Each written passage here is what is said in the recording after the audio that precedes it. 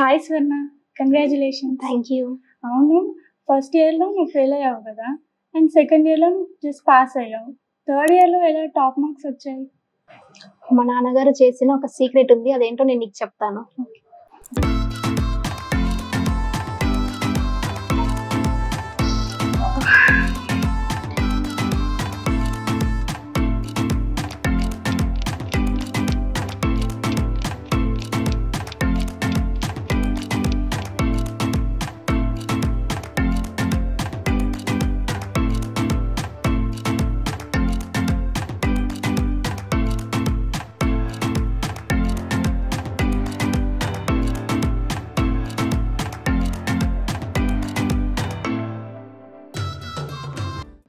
ఇప్పుడు నీకు అర్థమైందా?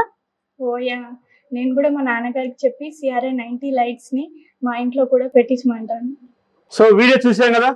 ఈ వీడియోలో CRI 80 ఏంటి, CRI 90 ఏంటి డిఫరెన్స్ మనకు పూర్తిగా అర్థమైంది. CRI 80 దగ్గర మనం ఎక్కువసేపు చదవలేము. సో అదేవిధంగా CRI 90 దగ్గర ఎక్కువసేపు చదువుకోవడానికి అవకాశం ఉంటుంది.